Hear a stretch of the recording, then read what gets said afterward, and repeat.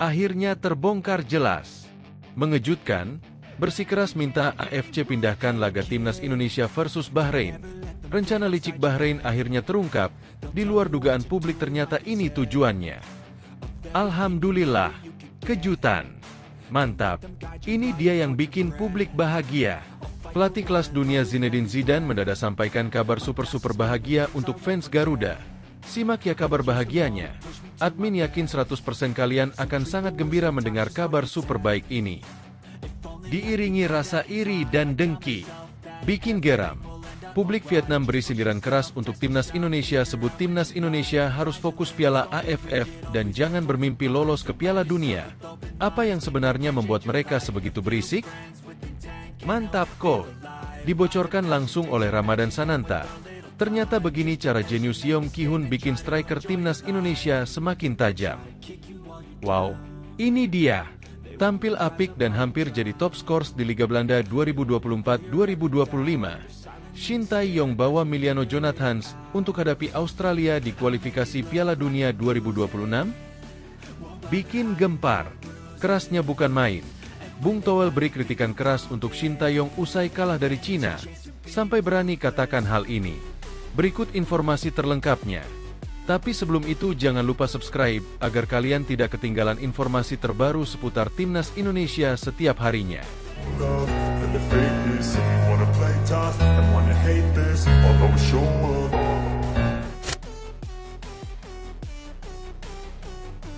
Akhirnya terbongkar jelas. Mengejutkan, bersikeras minta AFC pindahkan laga timnas Indonesia versus Bahrain. Rencana licik Bahrain akhirnya terungkap, di luar dugaan publik ternyata ini tujuannya. Permintaan Bahrain kepada AFC untuk memindahkan venue pertandingan melawan timnas Indonesia pada 25 Maret 2025 mendatang telah menimbulkan sorotan dari berbagai pihak. Federasi Sepak Bola Bahrain, BFA, sebelumnya khawatir dengan keamanan para pemain mereka, karena telah mendapatkan banyak ancaman dari netizen Indonesia pasca laga di Stadion Nasional, Rifa 10 Oktober 2024 lalu. Oleh karenanya, agar tidak terjadi hal yang tidak diinginkan, BFA pun meminta kepada AFC untuk memindahkan pertandingan di lokasi yang netral, alias di luar Indonesia. Dengan sigap, AFC telah merespons permintaan Bahrain dan akan membahas masalah ini dengan PSSI beserta FIFA. Salah satu pelatih legendaris Liga Indonesia, Jackson F. Tiago, mengungkapkan permintaan Bahrain kepada AFC ini menurutnya adalah sebuah psiwar. Dia menilai, Bahrain sengaja mengajukan permintaan tersebut agar membuat PSSI dan supporter timnas Indonesia tertekan. Meskipun pada akhirnya, AFC tidak mengabulkan permintaan itu, Bahrain punya rencana lain. Menurut saya pribadi, mereka cuma menyebar sebuah psiwar saja dengan catatan. Mereka memberikan beban kepada supporter maupun PSSI, kalau ada tindakan, apapun mereka mungkin bisa lakukan sesuatu, kata Jackson dilansir dari YouTube Bola Bung Binder. Legenda Persebaya Surabaya itu mengingatkan agar supporter tidak melakukan hal apapun yang mengganggu Bahrain selama pertandingan nanti, seperti melemparkan sesuatu ke arah mereka. Sebab, hal itu bisa menjadi kesempatan Bahrain untuk melapor ke AFC. Mungkin mereka kalau hal seperti itu terjadi, mereka langsung bertindak. Menurut saya itu cuma psiwar saja. Mereka mau menyinggung kita di situ supaya kita terpancing emosi, melakukan sesuatu, ucapnya. Sehingga nanti mereka punya dasar untuk misalnya katakanlah pertandingan itu dihentikan atau pindah venue. Makanya menurut saya itu rencana mereka memang menyebar sebuah psiwar saja. Lanjutnya. Lebih lanjut, Jackson memprediksi AFC dan FIFA tidak akan memenuhi permintaan Bahrain. Karena, sampai saat ini, pra Piala Dunia ini tidak terjadi kejadian apapun di sepak bola Indonesia. Makanya menurut saya mereka menciptakan sebuah suasana yang dimana kita terpancing emosi. Kita tahu ya gimana kita orang Indonesia gimana kalau sudah diganggu sedikit, amarahnya keluar, ungkap Jackson F. Tiago. Alhamdulillah, kejutan. Mantap, ini dia yang bikin publik bahagia. Pelatih kelas dunia Zinedine Zidane mendadak sampaikan kabar super bahagia untuk fans Garuda. Simak ya kabar bahagianya. Admin yakin 100% kalian akan sangat gembira mendengar kabar super baik ini. Zinedine Zidane akhirnya menyampaikan keputusan tentang rumor akan menjadi pelatih Arab Saudi untuk menghadapi Australia dan timnas Indonesia. Dalam beberapa hari terakhir, Nama Zidane memang diisukan akan menggantikan Roberto Mancini di skuad berjuluk Green Falcons itu. Media Italia, Corriere della Sera, melaporkan bahwa Zidane menjadi target nomor 1 untuk menjadi pelatih timnas Arab Saudi. Federasi Sepak Bola Arab Saudi, Saudi Arabian Football Federation (SAF), disebutkan sudah menyetujui Zidane sebagai pelatih baru timnasnya. Bahkan, SAF juga sudah menyiapkan pesangon kepada Mancini sebesar 30 juta euro atau sekitar 503 miliar rupiah jika dipecat sebelum waktunya. Pelatih dari Italia itu diangkat menjadi pengasuh Arab Saudi pada 27 Agustus 2023 hingga 2027 dengan gaji 25 juta euro atau sekitar 419 miliar rupiah per tahun. Rencana penggantian Mancini merupakan jawaban atas tuntutan fans Arab Saudi yang kecewa terhadap kinerjanya di putaran ketiga kualifikasi Piala Dunia 2026 zona Asia. Di tangan Mancini, Arab Saudi hanya mampu meraih 5 poin dari 4 pertandingan, dengan rincian 1 kali menang, 1 kali kalah, dan 2 kali imbang. Salah satu hasil imbang itu terjadi saat menjamu timnas Indonesia di Jeddah pada 5 September lalu dengan skor 1-1. Fans Arab Saudi sangat kecewa pada hasil kontra Indonesia itu. Dengan peringkat 56 dunia, Arab Saudi seharusnya menang atas tim ranking FIFA 129. Begitu pula dengan hasil 0-0 saat menjamu Bahrain. Fansnya sangat marah. Impian SAF dan fans Arab Saudi mendapatkan pelatih hebat seperti Zinedine Zidane sangat tinggi. Apalagi sempat ada keyakinan SAF bahwa Zidane bersedia menjadi pelatih timnas mereka, mengingat dia sudah sangat lama tak melatih tim manapun. Sejak meninggalkan Real Madrid pada 27 Mei 2021 di periode keduanya tanpa trofi, Zidane memang menganggur. Pria yang akrab dengan sapaan Zizou itu sempat ditawari melatih Amerika Serikat setelah Piala Dunia 2022 berakhir pada awal 2023, tetapi dia menolaknya. Namun, sumber yang dekat dengan Christophe Dugarry, sahabat Zidane, menyatakan bahwa hampir tak ada peluang bagi mantan bintang Prancis itu untuk menjadi pelatih Arab Saudi. Dalam siaran di RMC Sport, Dugarry mengungkapkan bahwa Zidane lebih tertarik dan masih bermimpi untuk menggantikan Didier Deschamps di timnas Prancis. Dia tidak akan pergi. Dia tidak akan pernah pergi. Jika dia akan mengambil pekerjaan itu, pelatih Arab Saudi pasti sudah melakukannya sejak lama, ucap Dugarry. Zidane memang telah menawarkan jasanya kepada Prancis, tetapi ditolak. Pria berusia 52 tahun itu tak pernah mengungkapkan ketertarikannya melatih timnas negara lain, termasuk Arab Saudi. Dugarry mengaku sudah bertanya kepada Zidane, mengapa dia tak merespons pemberitaan media yang mengaitkannya dengan Arab Saudi. Mengapa media harus menentukan agenda dan jadwal saya? Jika ada media yang menyebarkan rumor, apakah saya harus mengonfirmasi, menginformasikan, dan mengatakan saya tidak bisa? Jelas Zidane kepada Dugarry. Dugarry menambahkan, Zidane masih merasa nyaman dengan statusnya saat ini dan tetap menunggu panggilan Federasi Sepak Bola Prancis. Seperti selalu dijelaskan kepada orang-orang terdekatnya, mantan playmaker Juventus dan Bordeaux itu tak akan pergi begitu saja dan lebih memilih untuk tetap bebas dibandingkan menerima peran yang hanya setengah menggairahkannya. Oleh karena itu, Arab Saudi secara pasti dapat mengakhiri bujuk rayunya untuk mendapatkan Zidane. Jadi, tegas Dugarry, Zidane tidak akan pergi ke Arab Saudi, dia tak akan pernah ke sana.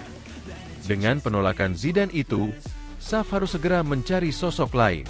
Al Jazeera Sports Network melaporkan, pelatih lain yang dibidik untuk menggantikan Mancini adalah Saleh Al-Muhammadi. Dia saat ini mengasuh Al-Hazm, klub yang bermain di kasta kedua kompetisi sepak bola Arab Saudi. Nama lain yang sempat mencuat sebagai pengganti Mancini adalah sosok lama Hervé Renard. Pelatih asal Prancis berusia 56 tahun itu pernah melatih Arab Saudi pada 2019 hingga 2023 sebelum digantikan Mancini. Batalnya Zidane melatih Arab Saudi bisa bermakna kabar baik bagi timnas Indonesia. Pasalnya, Arab Saudi kini sangat membutuhkan sosok besar yang bisa membangkitkan semangat mereka di putaran ketiga kualifikasi Piala Dunia 2026 zona Asia. Timnas Indonesia akan menjamu Arab Saudi pada 19 November 2024 di Stadion Utama Gelora Bung Karno, Jakarta. 5 hari sebelum itu, Green Falcons bertandang ke markas Australia di Melbourne. diiringi rasa iri dan dengki. Bikin geram. Publik Vietnam beri sindiran keras untuk timnas Indonesia, sebut timnas Indonesia harus fokus Piala AFF dan jangan bermimpi lolos ke Piala Dunia. Apa yang sebenarnya membuat mereka sebegitu berisik? Perjalanan timnas Indonesia di putaran ketiga kualifikasi Piala Dunia 2026 terus menarik perhatian. Sebagai satu-satunya wakil Asia Tenggara di grup C, timnas Indonesia mengejutkan dengan hasil yang cukup kompetitif, meski hasil akhirnya belum sepenuhnya memuaskan. Skuad Garuda yang dipimpin Shin Tae-yong memulai perjalanan dengan penuh harapan setelah bermain imbang 1-1 melawan Arab Saudi 5-9. Dalam laga berikutnya, timnas Indonesia kembali membuat kejutan dengan menahan imbang tim kuat Australia tanpa gol 10-9, sebuah prestasi yang patut diacungi jempol. Namun, kontroversi mulai muncul dalam laga berikutnya melawan Bahrain, Oktober 10. Timnas Indonesia harus puas dengan hasil imbang 2-2 setelah adanya keputusan kontroversial dari wasit yang seakan membantu Bahrain menghindari kekalahan di kandang. Tekanan semakin besar ketika timnas Indonesia harus menghadapi Tiongkok. Sayangnya, Garuda harus menyerah 1-2 pada laga keempat, 15-10. Media Vietnam, Bongda 24H, menyoroti raihan 3 poin dari 3 hasil imbang dalam 4 laga yang telah dijalani timnas Indonesia di grup C. Menurut mereka, tekanan psikologis mulai terlihat di kubu timnas Indonesia, terutama setelah kekalahan dari Tiongkok yang dinilai memberikan pukulan besar terhadap kepercayaan diri para pemain. Dalam artikelnya, Bongda 24H menyebut setelah meraih 3 kali hasil imbang melawan tim-tim tangguh seperti Arab Saudi, Australia, dan Bahrain, wajar jika publik Indonesia berharap pada masa depan cerah. Timnas Indonesia mengawali 3 laga pertama dengan 3 kali seri melawan Arab Saudi, Australia, dan Bahrain. Melihat prestasi di atas, supporter Garuda berharap masa depan cerah bagi tim tuan rumah dalam perjalanan menuju Piala Dunia 2026, tulis Bongda 24H. Namun, kekalahan dari Tiongkok membawa tantangan psikologis yang cukup besar, terutama bagi Asnawi Mangkualam dan rekan-rekannya. Namun, kekalahan terbaru melawan Cina di laga keempat memberikan pukulan psikologis yang cukup berat Asnawi Mangkualam dan rekan satu timnya, tulis Bongda 24H. Media Vietnam itu juga mengingatkan tentang betapa sulitnya tantangan yang dihadapi timnas Indonesia dalam grup C, yang memiliki persamaan dengan situasi Vietnam di putaran ketiga kualifikasi Piala Dunia 2022. Vietnam, yang kala itu tergabung di grup B bersama Jepang, Australia, Arab Saudi, dan Tiongkok, juga merasakan beratnya persaingan di level ini. Pada 2022, Vietnam yang dipimpin Park Hang-seo gagal bersaing di grup B. Mereka dipaksa berada di posisi juru kunci dengan hanya mengoleksi 4 poin dari 10 pertandingan. Meski berhasil mencetak 8 gol, pertahanan Vietnam runtuh dengan kebobolan 19 gol dalam 10 pertandingan. 4 poin yang diraih Vietnam kala itu datang dari 1 kemenangan melawan Tiongkok dan 1 hasil imbang melawan Jepang. Namun, dengan 8 kekalahan dari lawan-lawan kuat lainnya, mimpi mereka menuju Piala Dunia harus terkubur lebih dalam. Situasi serupa kini bisa dialami timnas Indonesia jika tidak segera memperbaiki performa di laga-laga berikutnya. Bongda 24H memberikan sindiran keras kepada timnas Indonesia, menyarankan agar skuad Garuda sebaiknya lebih fokus pada ajang Piala AFF 2024 yang akan digelar pada 8 Desember 2024 hingga 5 Januari 2025. Sindiran ini terasa pedas mengingat sejarah panjang timnas Indonesia di Piala AFF yang belum pernah berhasil menjuarai turnamen ini. Dalam artikelnya, Bongda 24H menekankan meskipun timnas Indonesia sering dianggap sebagai tim kuat di Asia Tenggara, mereka belum pernah meraih gelar juara Piala AFF sejak turnamen ini dimulai pada 1996. Ingat, timnas Indonesia belum pernah menjuarai Piala AFF sejak turnamen ini lahir pada 1996. Dengan 6 kali kekalahan di final, antara lain 4 kali melawan Thailand, 1 kali melawan Singapura, dan 1 kali melawan Malaysia, tulis Bongda 24H.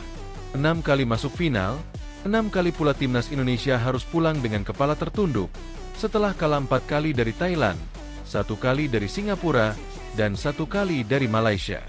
Dengan catatan itu, Bongda 24H berpendapat lebih realistis bagi timnas Indonesia untuk fokus pada Piala AFF daripada terus memburu mimpi ke Piala Dunia yang terlihat sulit tercapai. Piala AFF merupakan turnamen yang tidak masuk sistem FIFA, sehingga besar kemungkinan Indonesia tidak akan memiliki pemain yang bermain di Eropa. Namun, jika berhasil meraih tiket ke babak semifinal, pemain naturalisasi bisa sepenuhnya kembali bermain untuk Indonesia saat turnamen Eropa memasuki libur musim dingin, tulis Bongda 24H. Apalagi, timnas Indonesia memiliki kekuatan yang lebih teruji di level Asia Tenggara, dan dengan keberadaan beberapa pemain naturalisasi berkualitas, timnas Indonesia seharusnya memiliki peluang lebih besar untuk menjuarai Piala AFF. Media Vietnam itu juga menyoroti Piala AFF bukanlah turnamen resmi FIFA, sehingga kemungkinan besar timnas Indonesia tidak akan diperkuat pemain-pemain yang bermain di Eropa. Namun, jika timnas Indonesia berhasil mencapai babak semifinal, ada peluang bagi pemain-pemain naturalisasi yang bermain di Eropa untuk kembali memperkuat Garuda saat kompetisi di Eropa memasuki jeda musim dingin. Presiden PSSI, Erick Thohir, disebut memiliki ambisi besar untuk membawa timnas Indonesia menjadi kekuatan utama di Asia Tenggara, dan Piala AFF merupakan kesempatan emas bagi timnas Garuda untuk mewujudkan cita-cita tersebut. Dengan ambisi yang diusung Presiden PSSI, Erick Thohir, Indonesia benar-benar bisa memiliki kekuatan terkuat untuk bersaing memperebutkan mahkota turnamen regional, tulis Bongda 24H. Dengan persiapan yang matang dan skuad yang kuat, timnas Indonesia diharapkan bisa meraih trofi yang telah lama diimpikan. Sindiran yang dilontarkan Bongda 24H bukan tanpa alasan. Vietnam sendiri telah 2 kali menjuarai Piala AFF, pada 2008 dan 2018, sementara Thailand tetap menjadi yang terkuat dengan 7 gelar juara.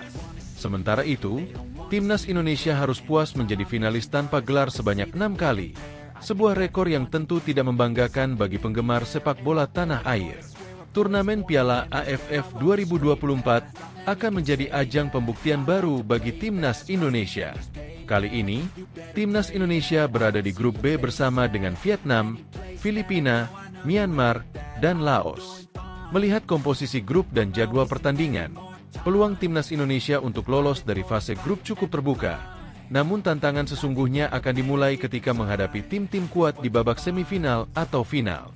Bongda 24H juga menambahkan dengan segala persiapan dan potensi yang dimiliki timnas Indonesia, turnamen Piala AFF 2024 bisa menjadi momen yang tepat bagi timnas Indonesia untuk memecahkan telur dan akhirnya meraih trofi juara. Kegagalan demi kegagalan di final sebelumnya harus menjadi motivasi bagi para pemain untuk tampil lebih baik dan membuktikan diri sebagai tim terbaik di Asia Tenggara. Apakah sindiran dari media Vietnam ini akan menjadi pemicu bagi timnas-timnas Indonesia untuk fokus meraih gelar juara Piala AFF? Atau justru menjadi bahan bakar untuk semakin semangat mengejar mimpi tampil di Piala Dunia?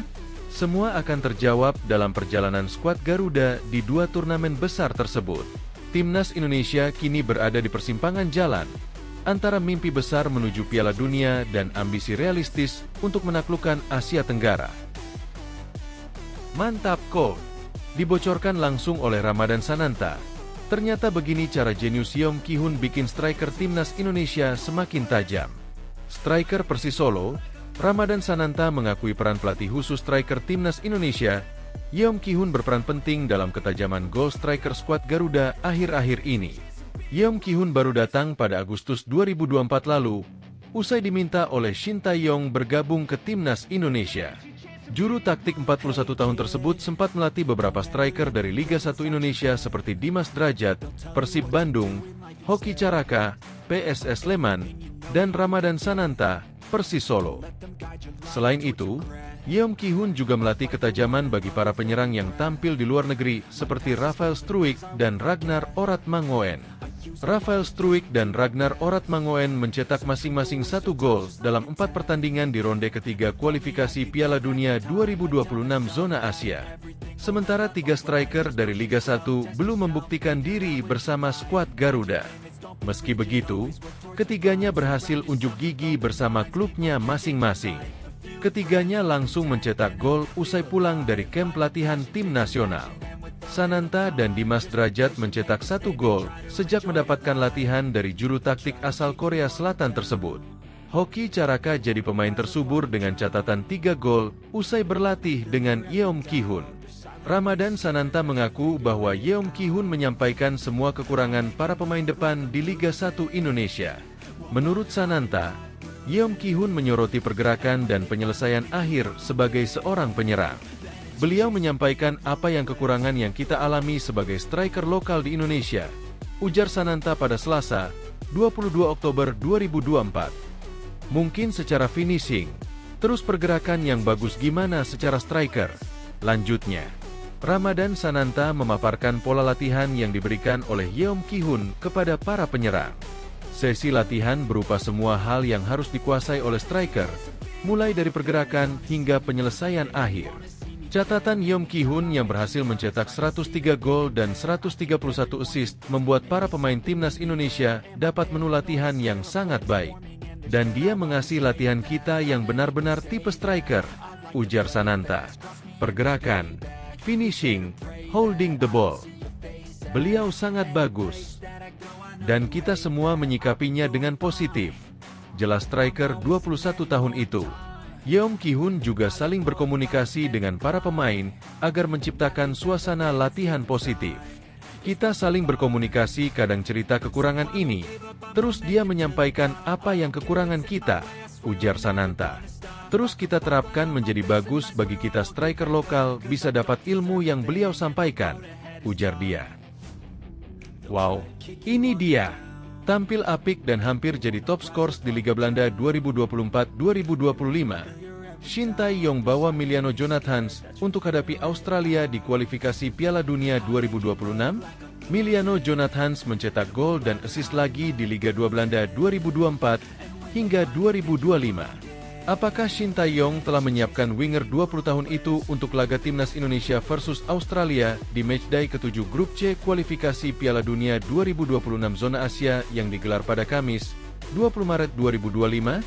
Pemain Vitesse Arnhem ini sedang menjalani musim terbaiknya sebagai pesepak bola profesional. Bisa dibilang semenjak menggunakan nomor punggung 10, pemain yang memiliki nenek asal Depok, Jawa Barat, ini langsung menggila. Ia telah mencetak 7 gol dan 3 assist dari 11 laga Liga 2 Belanda 2024 hingga 2025. Terbaru, pemain berkaki kidal ini mencetak 1 gol dan 1 assist saat Vitesse Arnhem bermain 2-2 dengan FC Dordrecht di lanjutan Liga 2 Belanda 2024 hingga 2025. Rabu, 23 Oktober 2024, dini hari waktu Indonesia Barat. Koleksi 7 gol membuat Emiliano Jonathans hanya terpaut 2 bola dari top skor sementara Liga 2 Belanda 2024 hingga 2025 yang bermain untuk SC Telstar, Zakaria Edah Chouri. Melihat statistik di atas Emiliano Jonathans, sangat dibutuhkan timnas Indonesia.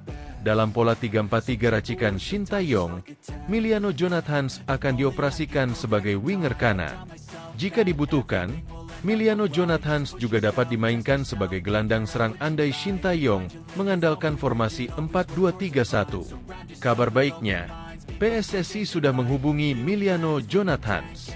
Hal itu diakui Emiliano Jonathans kelar membela Vitesse Arnhem kontra FC Den Bosch pada Sabtu, 19 Oktober 2024 dini hari waktu Indonesia Barat.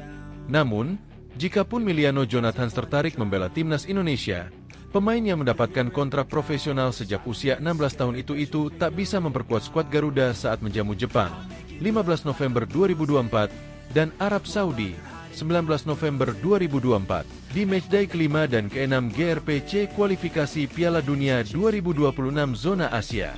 Paling cepat, Emiliano Jonathans bisa memperkuat timnas Indonesia saat tandang ke markas Australia pada Kamis, 20 Maret 2025. Mumpung masih ada 5 bulan lagi, PSSI memiliki banyak waktu untuk bekerja maksimal merayu Emiliano Jonathans agar mau memperkuat timnas Indonesia. Di saat PSSI melobi Emiliano Jonathans, harapannya sang pemain bisa terus berkembang dan mengangkat derajat Vitesse Arnhem. Sebab hingga pekan ke-11 Liga 2 Belanda 2024 hingga 2025, Vitesse Arnhem masih terjerembab di posisi 19 dari 20 peserta. Bikin gempar, kerasnya bukan main. Bung Toel beri kritikan keras untuk Shin Tae-yong usai kalah dari Cina, sampai berani katakan hal ini. Pengamat sepak bola Indonesia, Bung Toel, melontarkan kritik pedas terhadap taktik yang diterapkan oleh pelatih timnas Indonesia, Shin Tae-yong, setelah kekalahan dari Cina. Pada pertandingan kualifikasi Piala Dunia 2026 yang digelar di Qingdao Youth Football Stadium, Selasa, 15 Oktober 2024, Timnas Indonesia harus menelan kekalahan pertama di putaran ketiga. Hasil yang mengecewakan ini tak lepas dari keputusan kontroversial Shin Tae-yong yang melakukan perombakan besar dalam susunan pemain. Ia memilih menurunkan sejumlah pemain baru yang dinilai belum memiliki pengalaman internasional cukup, sehingga menimbulkan dampak negatif terhadap performa tim. Langkah ini memicu pertanyaan dari berbagai pihak, terutama tentang alasan dibalik penggunaan pemain-pemain baru tersebut. Bung Toel, pengamat sepak bola yang dikenal kritis, turut memberikan pandangannya mengenai strategi yang diambil oleh Shin Tae-yong. Dalam sebuah unggahan di akun Instagram @blitznews_football, ia menyoroti keputusan Shin sebelum dan saat pertandingan melawan Cina berlangsung. Bung Toel menyebut bahwa keputusan tersebut terasa aneh dan membingungkan, bahkan bagi para pendukung tim nasional. Ia menyoroti perubahan komposisi pemain antara pertandingan melawan Bahrain dan Cina. Salah satu contohnya adalah masuknya Shane Patinama secara tiba-tiba, sementara Sandy Walsh tidak dimainkan. Saya mempertanyakan perubahan ini. Tiba-tiba Shane Patinama dimainkan, sedangkan Sandy Walsh absen, ujarnya dalam sebuah wawancara yang dikutip dari Indozone, 23 Oktober 2024. Selain itu, Bung Toel juga mengkritik keputusan Shin Tae-yong yang mengganti Shane Patinama dan Maes Hilgers di babak kedua. Menurutnya, pergantian tersebut seolah-olah merupakan bentuk hukuman bagi kedua pemain yang dianggap menjadi penyebab kebobolan 2 gol dari Cina. Pergantian tersebut, menurut Bung Toel, tidak tepat dan membuat situasi semakin rumit bagi Timnas Indonesia. Namun, Shin Tae-yong memberikan klarifikasi bahwa keputusan pergantian tersebut bukanlah bentuk hukuman, melainkan karena alasan cedera. Maes Hilgers mengalami cedera engkel, sementara Shane Patinama tidak dalam kondisi prima. Setelah babak pertama, kami mengganti 2 pemain belakang. Salah satunya cedera engkel dan yang lainnya tidak fit, ungkap Shin Tae-yong dalam konferensi pers pasca pertandingan. Tak hanya soal pergantian pemain, Bung Toel juga mempertanyakan kualitas para pemain naturalisasi seperti Maes Hilgers dan Eliano Reijnders. Ia menyoroti proses seleksi pemain naturalisasi yang dianggap kurang ketat, sehingga tidak memberikan dampak signifikan bagi peningkatan performa Timnas Indonesia. Menurutnya, perekrutan pemain naturalisasi harus lebih mengutamakan kualitas agar bisa membawa perubahan positif. Menutup kritiknya, Bung Toel menyatakan bahwa di era kepelatihan Shin Tae-yong, Timnas Indonesia belum menunjukkan peningkatan yang berarti. Kekalahan 2-1 dari Cina membuat posisi Indonesia tertahan di peringkat kelima grup C dengan perolehan 3 poin. Kekalahan ini menambah panjang daftar tantangan yang harus dihadapi oleh Shin Tae-yong dan Timnas Indonesia dalam upaya lolos ke Piala Dunia 2026.